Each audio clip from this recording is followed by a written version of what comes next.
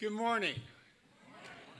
I'm Joel Reed. I'm one of the elders here at Scots Kirk, and on behalf of the session and Pastor Mitchell, I'd like to welcome you to our worship service this morning.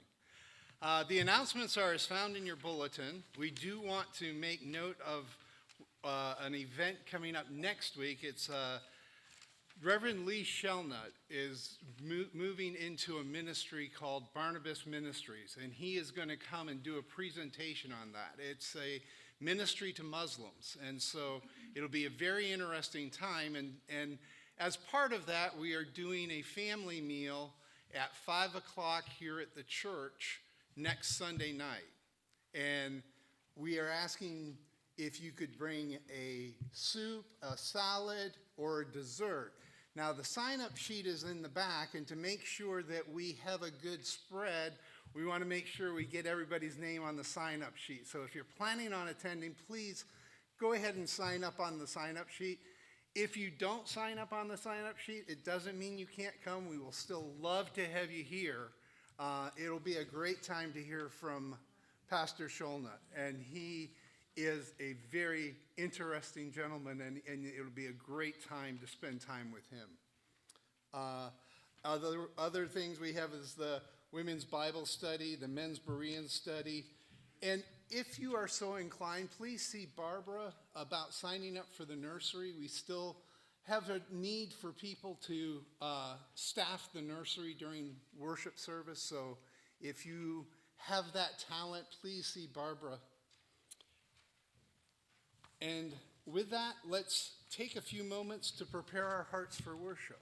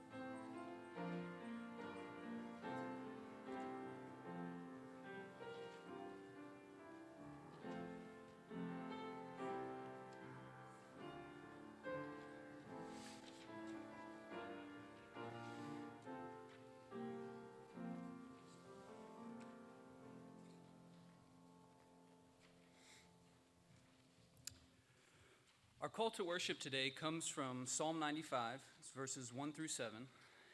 In my research about this psalm, I found that though it lists no author, Hebrews 4:7 attributes at least part of the psalm to David. This psalm praises God as the King of his people. Let us hear the word of our Lord today. O come, let us sing to the Lord. Let us make a joyful noise to the rock of our salvation. Let us come into his presence with thanksgiving. Let us make a joyful noise to him with songs of praise. For the Lord is a great God and a great King above all gods. In his hand are the depths of the earth. The heights of the mountains are also his. The sea is his, for he made it, and his hands formed the dry land. O come, let us worship and bow down. Let us kneel before the Lord our Maker. For he is our God, and we are the people of his pasture and the sheep of his hand. Now, as we respond to God's word, let us stand and sing Trinity Hymnal number 76, Praise My Soul, the King of Heaven.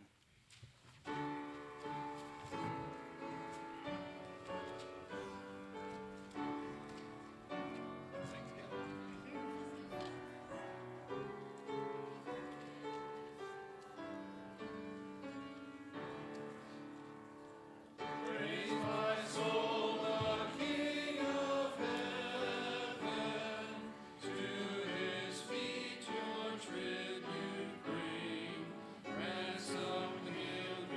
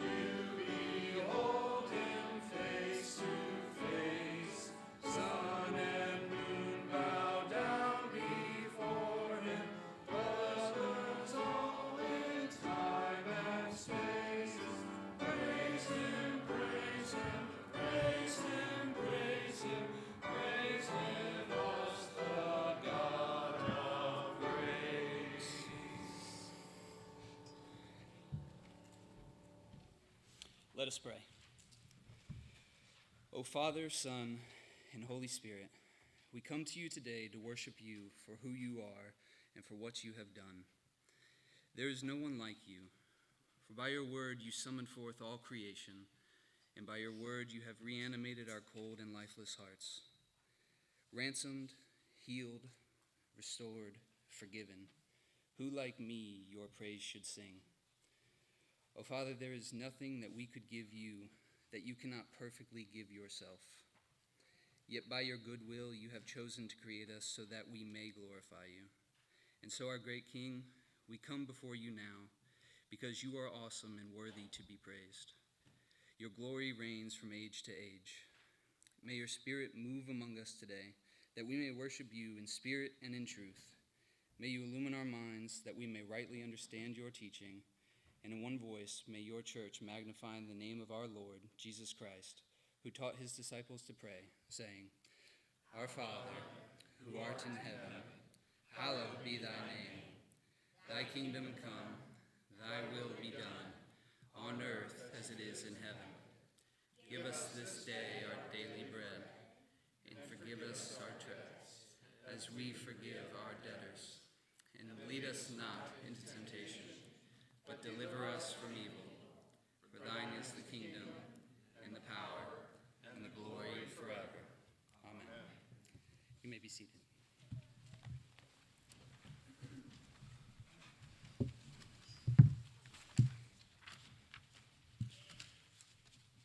And as we should do in front of our holy God, let's read this confession of sin together.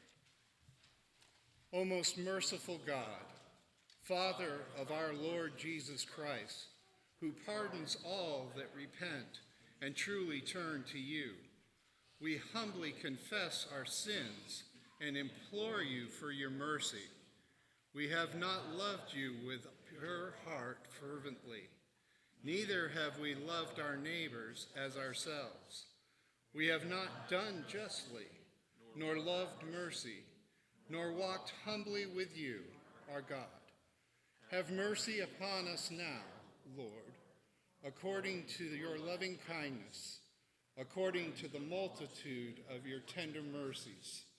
Blot out our iniquity. Create in us a clean heart, O God, and renew a right spirit within us. Cast us not away from your presence, and take not your Holy Spirit from us. Restore to us the joy of your salvation, and uphold us with your free spirit. In Christ's name, amen. And as our loving God always does, he pardons us of those sins. And then for our assurance of pardon, we're reading from Titus chapter 3, verses 4 to 7.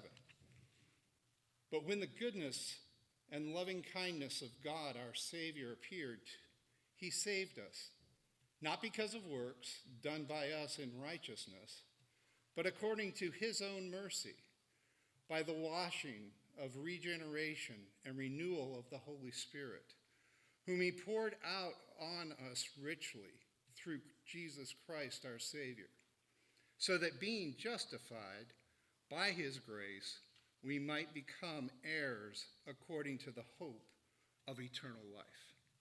It's a great passage. Let's stand together and we will read the Confession of Faith from the Westminster Confession of Faith, section 7.2 to 3. And we will read this in unison. The first covenant made with man was a covenant of works, wherein life was promised to Adam, and in him to his posterity, upon condition of perfect and personal obedience. Man, by his fall, having made himself incapable of life by the covenant, the Lord was pleased to make a second, commonly called the covenant of grace, wherein he freely offers unto sinners life and salvation by Jesus Christ, requiring of them faith in him, that they may be saved, and promising to give unto all that are ordained unto eternal life his Holy Spirit, to make them willing and able to believe. Thank you. You may be seated. And if the children will come forward for the children's sermon. All right.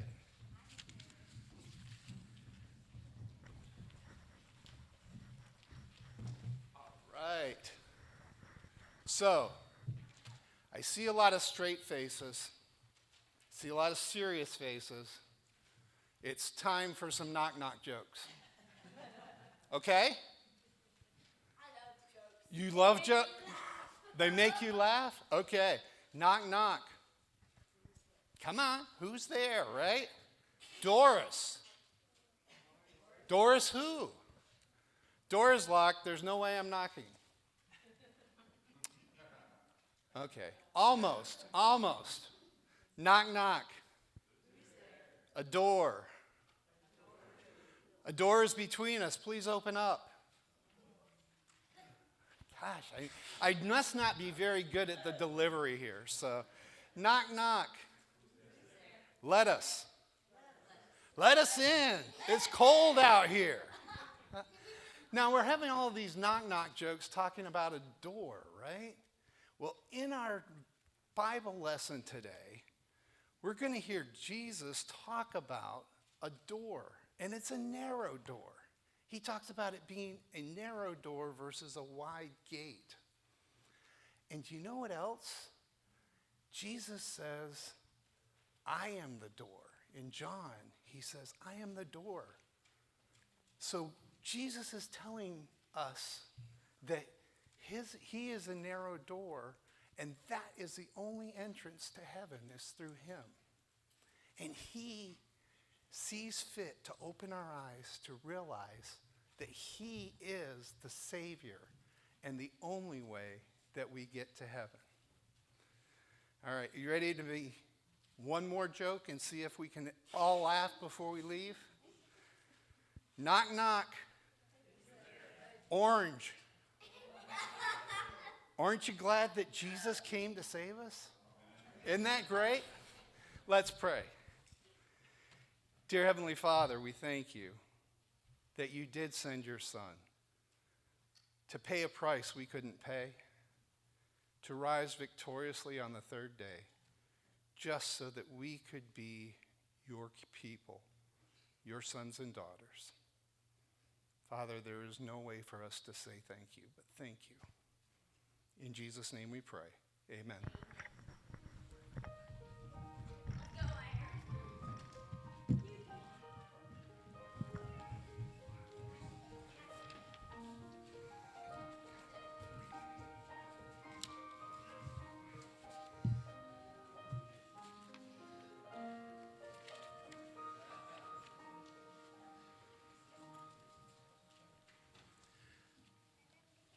Our scripture lesson today comes from Romans chapter 11, verses 1 to 27. I ask then, has God rejected his people? Has God rejected his people? By no means. For I myself am an Israelite, a descendant of Abraham, a member of the tribe of Benjamin. And this is Paul that is writing this. God has not rejected his people, whom he foreknew. Do you not know what the scriptures say of Elijah, how he appeals to God against Israel? Lord, they have killed your prophets, they have demolished your altars, and I alone am left, and they seek my life. But what is God's reply to him? I have kept for myself 7,000 men who have not bowed the knee to Baal. So too, at the present time, there is a remnant chosen by grace. But if it is by grace, is it no longer on the basis of works? Otherwise, grace would no longer be grace. What then? Israel failed to obtain what it was seeking. The elect obtained it, but the rest were hardened, as it is written. God gave a spirit of stupor, eyes that would not see and ears that would not hear, down to this very day. And David said, let their table become a snare and a trap, a stumbling block and a retribution for them. Let their eyes be darkened so they cannot see, and bend their backs forever. So I asked, did they stumble in order that they might fall? By no means. Rather, through their trespass, salvation has come to the Gentiles, so as to make Israel jealous. Now, if their trespass means riches of the world, and if their failure means riches for the Gentiles, how much more will their full inclusion mean? Now I am speaking to you, Gentiles, insomuch then as I am an apostle to the Gentiles. I magnify my ministry in order somehow to make my fellow Jews jealous and thus save some of them. For if their rejection means the reconciliation of the world, what will their acceptance mean but life from the dead? If the dough offered as first fruits is holy, so the whole lump. And if the root is holy, so are the branches. But if some of the branches were broken off, and you, although a wild olive shoot, were grafted in among the others, and now share in the nourishing root of the olive tree, do not be arrogant toward the branches.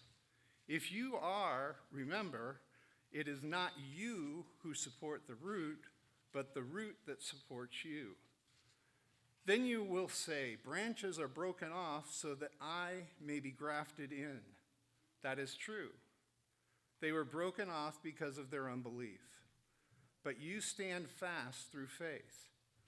So do not become proud, but fear. For if God did not spare the natural branches, neither will he spare you. Note then the kindness and severity of God. Severity toward those who have fallen, but God's kindness to you, provided you continue in his kindness. Otherwise, you too will be cut off. And even they, if they do not continue in their unbelief, will be grafted in. For God has the power to graft them in again. For if you were cut from what is by nature a wild olive tree, and grafted, contrary to your nature, into a cultivated olive tree, how much more will these, the natural branches, be grafted back into their own olive tree? Lest you be wise in your own sight, I do not want you to be unaware of this mystery, brothers.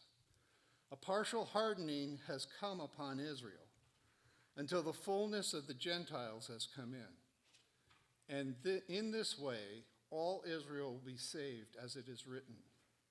The deliverer will come from Zion. He will banish ungodliness from Jacob. And this will be my covenant with them when I take away their sins. The word of the Lord.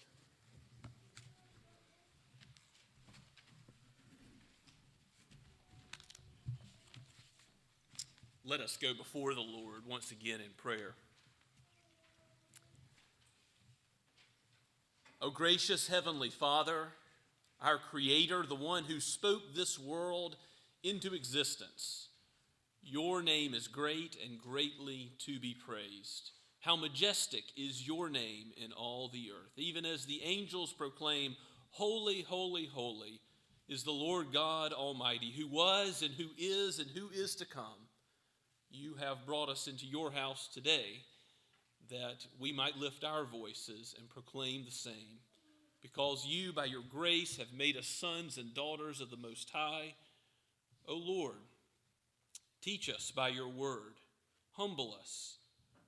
Have us to know you more closely, to follow you more closely, and to live lives that bear fruit as becomes the disciples of Christ. Let our praise ring forth. Father, let our deeds of love and mercy go forth into the community that others might see the love of Christ in us.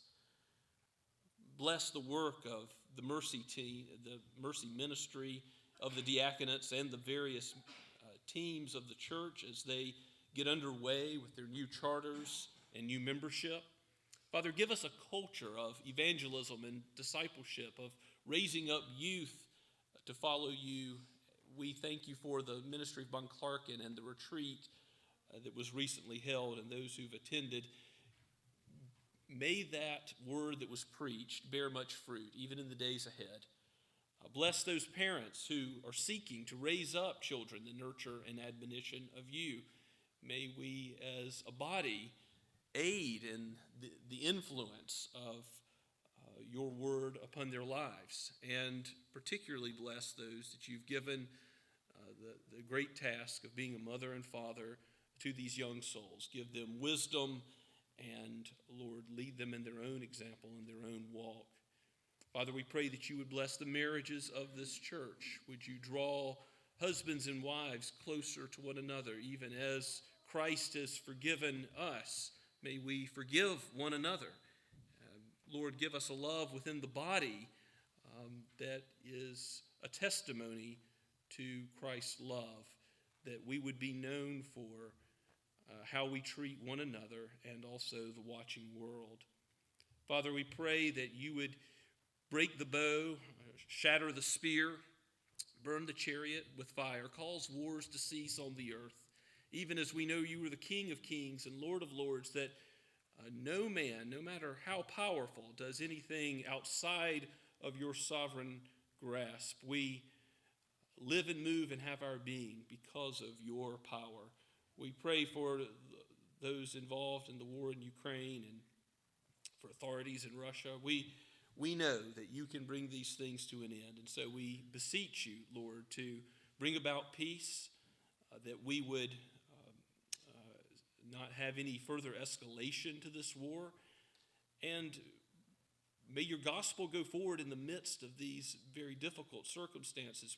We pray for the Andes, as Scott Andes is in Poland and seeking to aid refugees even now. We pray for the Whitty's family in the Ukraine and others that we know and love. And we ask that you would bless those who are in such need. Bless the poor and needy, those refugees which are going to other lands.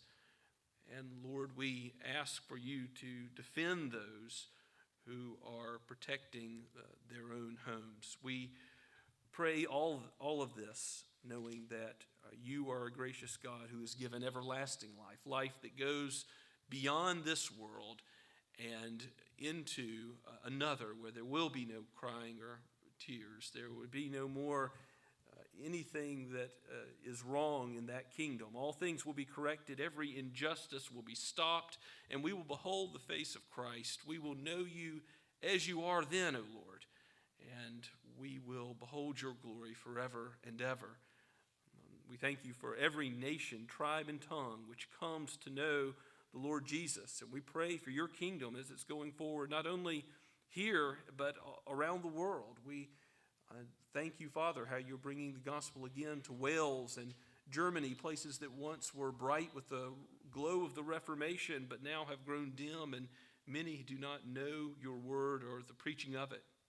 We pray that you would raise up missionaries from amongst our midst. We ask that you would bless us as Lee Shelnut comes to speak to us next Lord's Day in the evening, that we would see fruit in our own ministry to Muslims here, but also around the world, and particularly in Africa, as Lee Shelnut assists those who will be leading others, teaching others about the gospel and salvation found in Christ, and not by works, but by the perfect work of Jesus, by his perfect atonement as the Lamb of God. Lord, may that message go forward through the mission of Reverend Shelnut in the days ahead. We pray for our brothers and sisters at Shem Creek in Mount Pleasant, and we ask for opportunities for other churches to be planted throughout the Low Country. We know, Lord, that the need is great. There are many who have not yet trusted in the Lord Jesus Christ, and there will be a day when the opportunity for repentance and faith, for belief in him, is closed, for he is coming soon and very soon. And we need that gospel message to go forth from our pulpits, to go forth in our lives, to go forth in how we interact at work and at play and in our families, in our neighborhoods. Lord, help us to be instruments of your peace.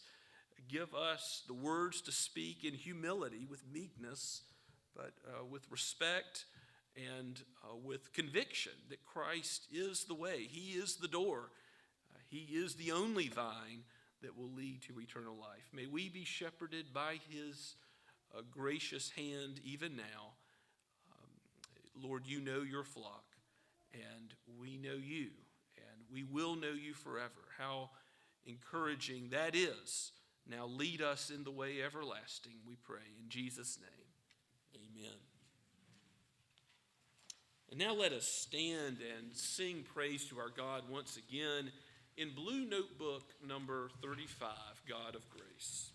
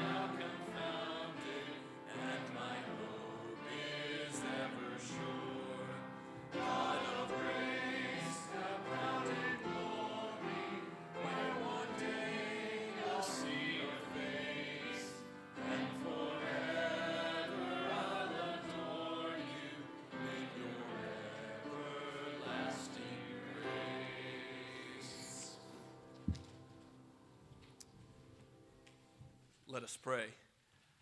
O God of grace and God of glory, how we thank you for the everlasting kingdom that you have bequeathed to us, not because of anything we have done, but out of your sheer love and mercy. Now take our lives and make us living sacrifices for you in all that we are. May our treasure be in heaven, and so use our gifts and talents to aid others, to show your love and mercy, to proclaim the gospel, to do deeds which are in keeping with it.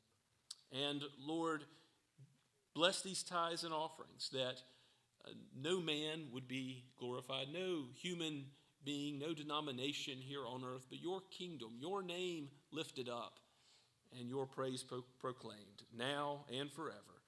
In Jesus' name, amen.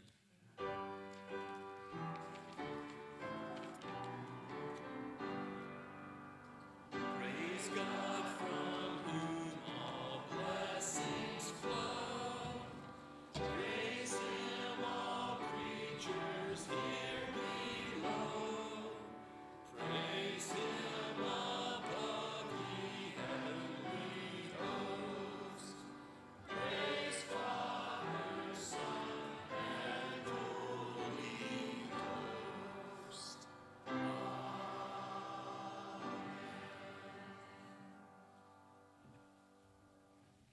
Please be seated and take your copy of God's Word and turn with me to Luke chapter 13, starting at verse 22. I'm thankful for Reverend Paul Pepin, who brought the Word to you last week, and thankful for your prayers. I'm feeling much better now after the cold, and the pollen has moved on a little bit from my lungs. So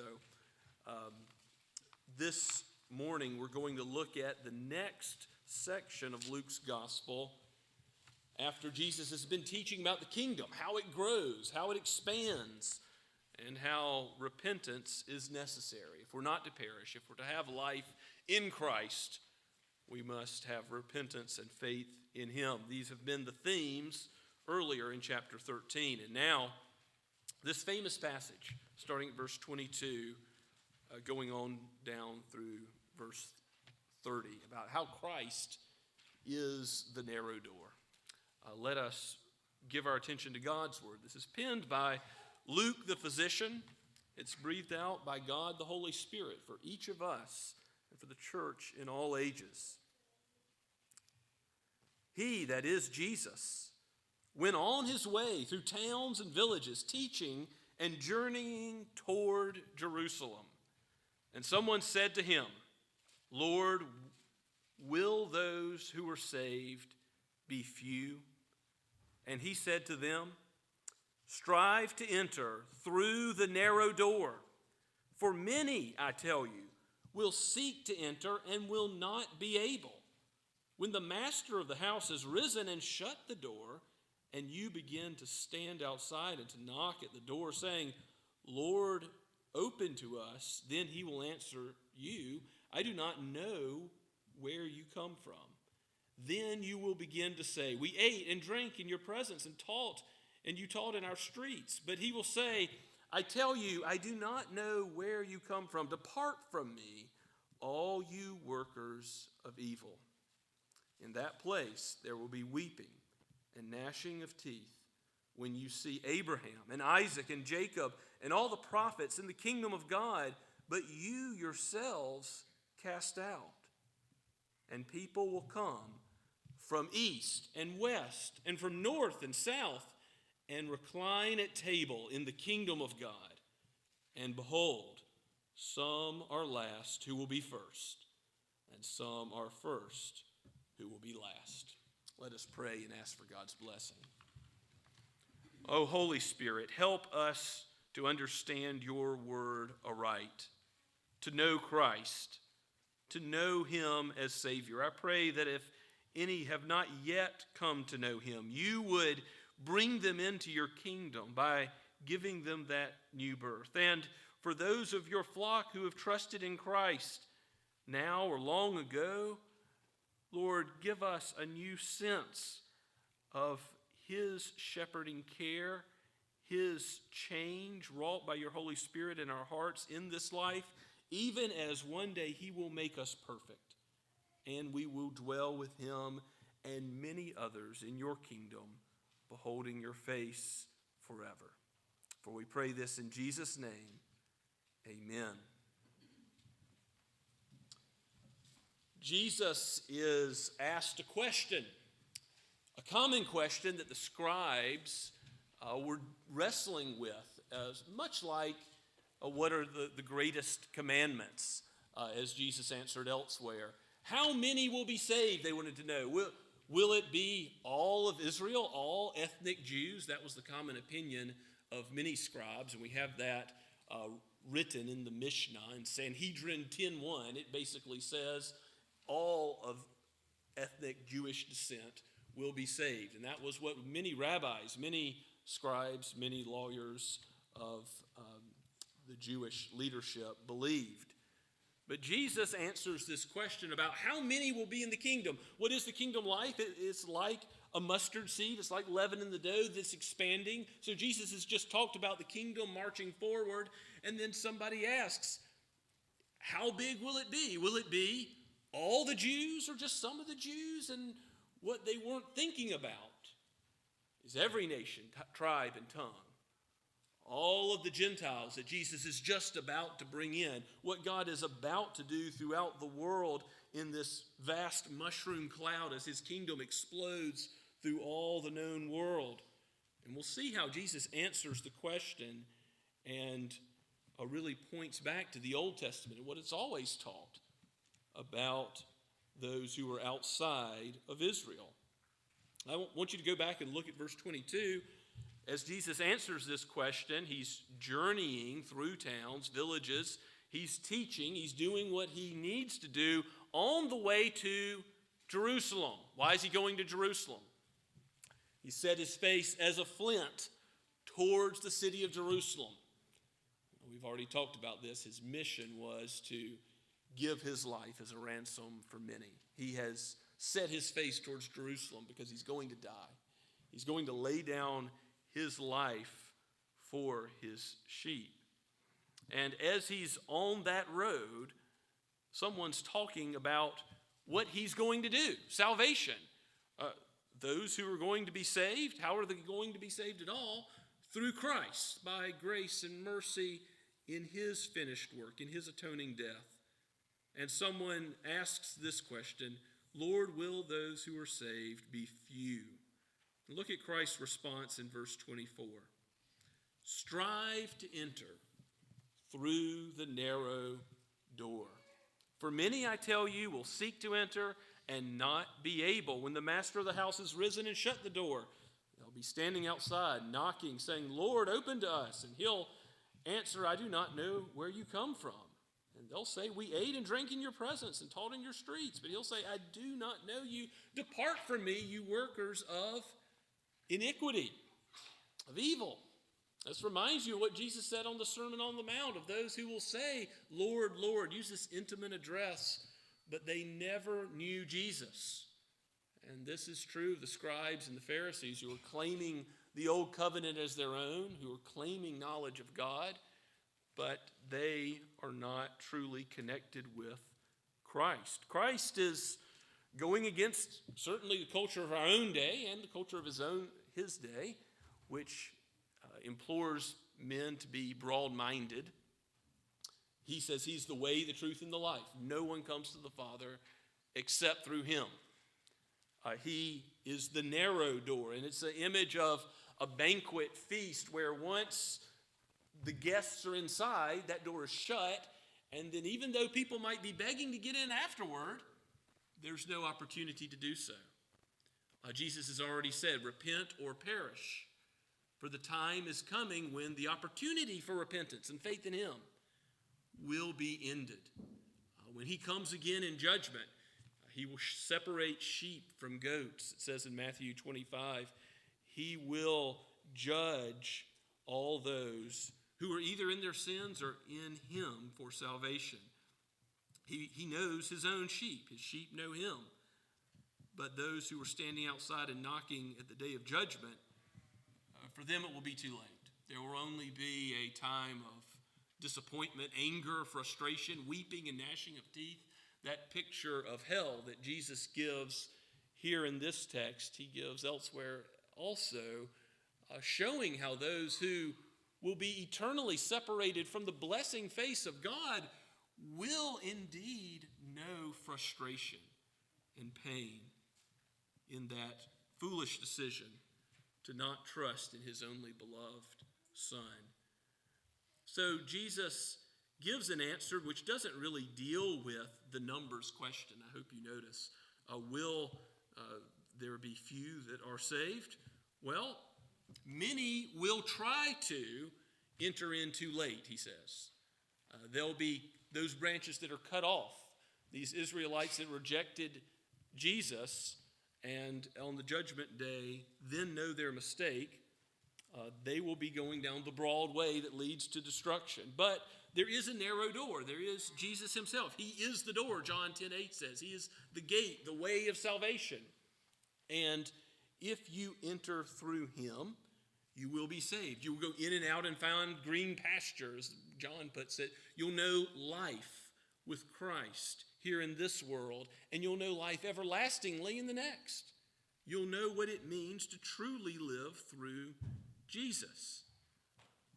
This picture that Jesus gives of himself being the door is opened up to all the Gentiles. The Jews would not even eat a meal with Gentiles. They would not sit down at table with them, but they also would call them names. They would think of them as dogs, defiled, people who were unclean. But, of course, Abraham was told by God that he would have descendants far outnumbering the stars in the sky that would come into the kingdom. And maybe you can turn with me back to Isaiah, and the prophet Isaiah in chapter 2 foresees what will happen after Christ's coming. In Isaiah chapter 2, verse 2, it says, "It shall come to pass in the latter days that the mountain of the house of the Lord shall be established as the highest of the mountains. It shall be lifted above the hills, and all the nations shall flow to it. And many people shall come and say, let us go up to the mountain of the Lord, to the house of the God of Jacob, that he may teach us his ways, that we may walk in his paths. For out of Zion shall go forth the law and the word of God from Jerusalem. He shall judge between the nations and shall decide disputes for many peoples, and they shall beat their swords into plowshares and their spears into pruning hooks. Nation shall not lift up sword against nation, neither shall they learn war anymore." Well, you can see how the prophet Isaiah views the coming of Christ, sort of his first coming and second coming as one from a distance, as two mountains look similar from afar. He sees the first coming of God and the nation streaming in to know the gospel as if they're all going to Mount Zion. He sees this happening. And at the same time, he sees that great day when Christ shall come again and wars will cease. There will no longer be any sin. There will no longer be any wrong at that time. You can also turn in the Old Testament to other places. In Psalm 22 has a couple of famous verses. If you look at Psalm 22, verses 26 and 27, it's a messianic psalm. It speaks of Christ quite directly. But here it speaks of this aspect of the nations coming in and being blessed with his salvation.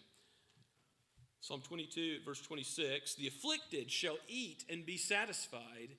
Those who seek him shall praise the Lord. May your hearts live forever. All the ends of the earth shall remember and turn to the Lord, and all the families of the nations shall worship before you.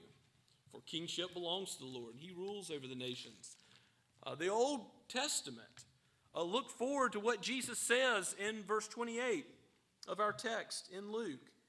In Abraham, in that place where there's weeping and gnashing of teeth, when others are rejected and cut out from God's kingdom, when you see Abraham and Isaac and Jacob and all the prophets in the kingdom of God, but you yourselves cast out, people will come from the east and the west, the north and the south, and recline at table in the kingdom of God.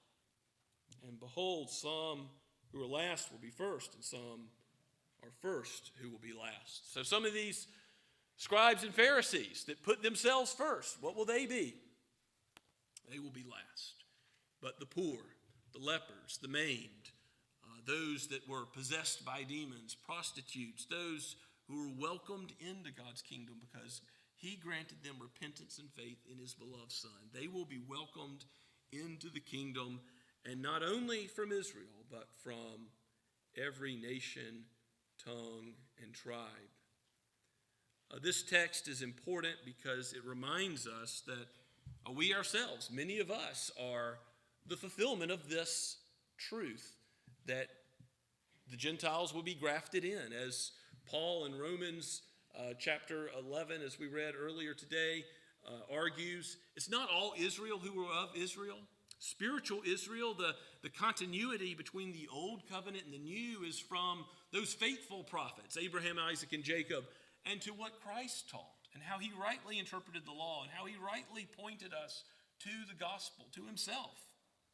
It wasn't what the Pharisees and the scribes were teaching, a righteousness by works, a righteousness by fulfilling the law. And so Jesus gives us a picture of himself as the narrow door, which seems like, okay, that's narrow, only certain people are going to enter in.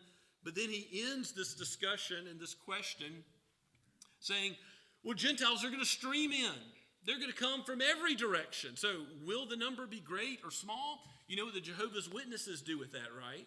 They look at the symbolic number in Revelation chapter 7. What is it? It's 144,000. If you turn to Revelation 7, you can see in verses 5 through 8, the tribes of Israel numbered 12,000 from each. And they say, well, we know the number of God's elect is 144,000. Of course, the Revelation is a book that's meant to be interpreted literally, but literally, according to its genre, is apocalyptic, prophetic literature full of symbolism. And it is meant to be understood as a great number, a number of perfection. Only God knows how many are in the elect, and that's obvious. Following verses 5 through 8, which give the 144,000, we read this. After this I looked, and behold, a great multitude that no one could number, from every nation, from all tribes and peoples and languages, standing before the throne and before the Lamb, clothed in white robes, with palm branches in their hands, crying out in a loud voice, saying, salvation belongs to our God who sits on the throne and to the Lamb. There's this image of even more coming to God's throne, and we are a part of that. We are Gentiles grafted in for the most part. Some of you may be from Israelite descent, Jewish ethnic Israel descent. But what does it mean to be a true, spiritually circumcised person? What does it mean to be spiritual Israel? It means to have faith in Christ, to go through the narrow door. And nobody can go through that door for you. Your parents can't have faith for you. It's not because of your lineage. The Apostle Paul in Philippians chapter 3 says he counts everything else rubbish to know Christ and his power of resurrection from the dead, his salvation. That means his Jewish lineage, all the human advantage he has. He was from the tribe of Benjamin. He was a Hebrew of Hebrews. But he says, just as we ought to say, none of that matters at all. If I know Christ, it's not based on who my family was, what my bloodline's like. People from every language, tongue, and tribe are going to come to God's throne on the great day of Christ's coming back in judgment, and praise him. This is part of the glory of the gospel. He brings in the poor, those who the world has written off. He brings in those who are last and makes them first in his kingdom. God is gracious to us, for we have sinned. We can say like Paul, we are the chief of sinners if we know our sin and something of its depth. But we can only know the grace of Christ if we'll confess that sin and truly enter in through him. Now, you might notice that it says, strive to enter through the narrow door in our text. What does it mean to strive to enter eternal life? I thought that salvation was by grace and not by works. Well, that's true. But what is the Christian life but striving against the world, the flesh, and the devil? Our sanctification involves the work of God's Holy Spirit, changing us our whole lives till one day we will be changed completely. Jesus says strive to enter in because some of those to whom he is speaking are not striving to enter in. They're striving to oppose him. They're striving to get rid of him. They're striving to teach a false gospel. And he's saying before the door's shut, enter in. And so one clear application of this text is if you don't know Christ personally today, truly, intimately know Christ as your Lord, not just know of the gospel, but trust in him, not trust in your own works, not trust in some other promise of eternal life, but trust in him and him alone to enter heaven. If you were to stand before God today in judgment, if you died or Jesus came again, if you had anything to say other than, "Oh Lord, let me into your heaven because of your Son, because of his death for me, because of his righteous life for me," then turn now before that door is shut. For the time of repentance is over when Christ returns in judgment. He has given today as the day of salvation. The narrow door is also a statement that the gospel is freely proclaimed to all. Our Scottish ancestors in the Associate Reformed Presbyterian Church, Ralph and Ebenezer Erskine, these figures that are known to come to the United States and then be influential in this particular denomination, stood for the free offer of the gospel as opposed to those who said, "No, you need to look for signs of repentance before you can offer anyone the gospel that they can trust in Jesus and be saved." Well, that's not true. If you trust in Christ today, you will be saved. Now, the thing is, we don't know the number of God's elect. God knows, but we don't know who the elect are. Why do we take the gospel into every corner of the world? Why are we looking to next week hear about this ministry to Muslims and aiding pastors all around the world who are preaching the same gospel of grace? Yes, in other languages. Yes, to people who don't look like us, to people in cultures that are different than us. Because we believe that God is saving a people for himself out of his sheer grace and mercy from every nation, tongue, and tribe. That any who will believe in Jesus will be saved. That is the free offer of the gospel. It doesn't depend on any first action on our part. We will strive if he makes us able and willing to strive. Look at what we confessed earlier today in our confession of faith from the Westminster Confession, chapter 7. Talks about the covenant of works being made with Adam, and he couldn't keep that. And so as a result, none of us are able to get salvation by living a perfect life. And so God makes a covenant of grace, where in the covenants with Adam and Abraham and Noah and Moses and David, he proclaims salvation through his Son by pictures and by prophecies. As we're told about the suffering servant, as we see the lamb slaughtered and the priest places his hand on that lamb, the goat, as a sacrifice on behalf of others. All the old covenant points to Christ, and he freely offers, look at what it says, he freely offers unto sinners life and salvation by Jesus Christ, requiring of them faith in him. There is a requirement that we place our faith in Christ, that we may be saved. But who makes that faith possible in us? He makes us willing and able to believe. Those very final words of the confession lead us back to Ephesians chapter 2. Salvation is not of works, so that no man can boast, but it is by grace through faith, that faith being a gift of God. Thank the Lord that he is the one who brings us the faith, and that it's not on us, because we couldn't do it ourselves. If we're dead in sin, we're not going to bring ourselves to life. But he brings us to life, and then he prepares in advance good works that we should do to honor and glorify him. Walking through the narrow door does mean that if we love Christ, we will obey his commandments. We will have a changed nature. Paul says to the Corinthians, such were some of you, speaking about their old way of life. But now, if you know Christ, if you've entered through the narrow door, what is he doing in you?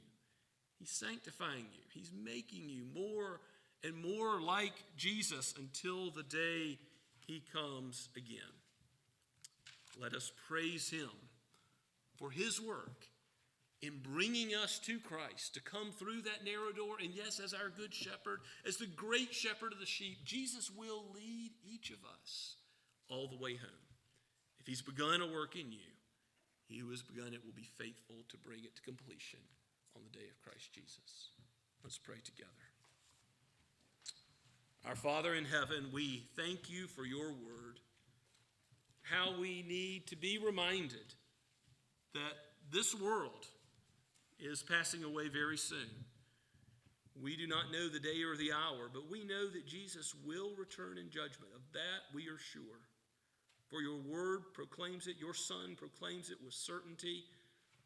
Give us faith in the Master, that we may be doing his will. And give us a zeal to proclaim the gospel, so that others would not have the time of the offer of the gospel being open, shut in their face. Lord, be with any who are struggling now to repent of sin, to treasure Christ. Let them let go of all lesser things and gain that pearl of great price, even Christ himself. For we pray in his holy name. Amen. As we respond to God's word this morning, let us stand and sing once again, And Can It Be? Trinity hymnal number 455.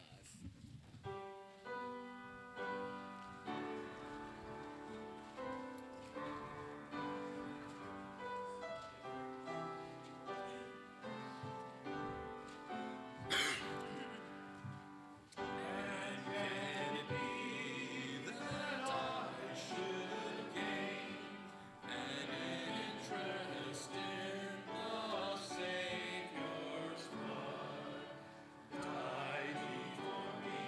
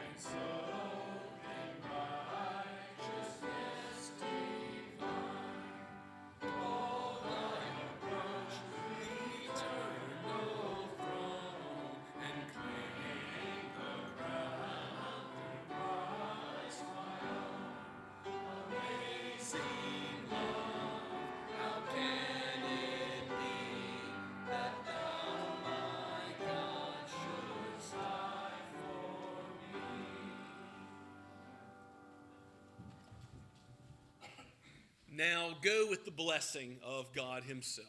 May the grace of the Lord Jesus Christ be with your spirit. Amen.